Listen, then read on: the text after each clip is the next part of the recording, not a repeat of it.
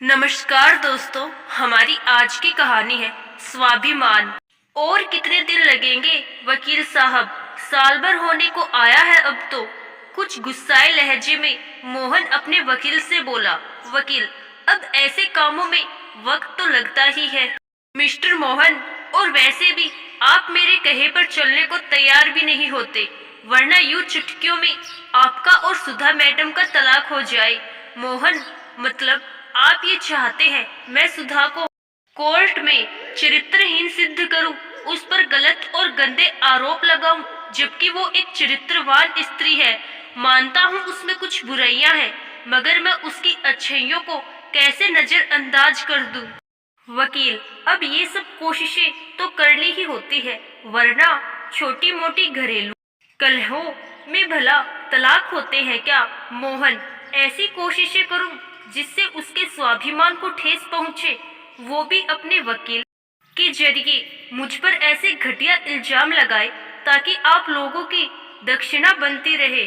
छी, घृणा आती है मुझे खुद पर।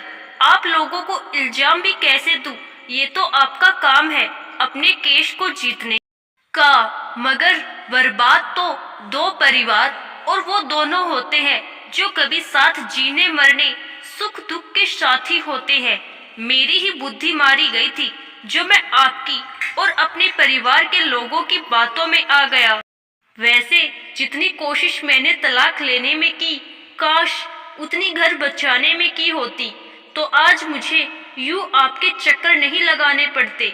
वकील साहब, आप मेरे केस को वापस लेने की कार्यवाही शुरू कीजिए। मुझे तलाक नहीं चाहिए। वकील, अरे अरे मोहन बाबू, आप तो नाराज हो गए। मेरा मतलब तो थोड़ी कोशिश करने से था, जिससे आपको आसानी से तलाक मिल जाएगा। मोहन, वकील साहब, आज मुझे समझ में आ चुका है कि कोशिशें कामयाब होती हैं अगर उनकी दिशा सही हो तो। दिशा से दशा बदल सकती है, और आज से, बल्कि अभी से, मैं अपने घर को बचाने की कोशिशें शुरू करूंगा। आप मेरा केस वापस लेने की कार्यवाही शुरू कर दीजिए। कहकर केबिन से बाहर निकला ही था कि सुधा से भेंट हो गई, जो कि अपने वकील के साथ थी।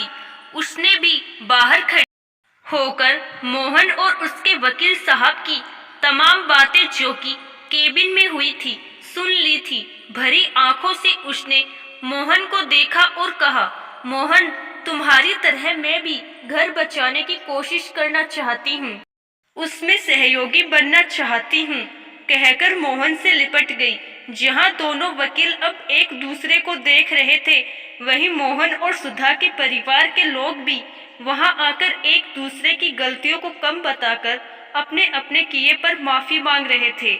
आशा करती हूँ दोस्तों, आपको हमारी आज की कहानी जरूर पसंद आई होगी। धन्यवाद।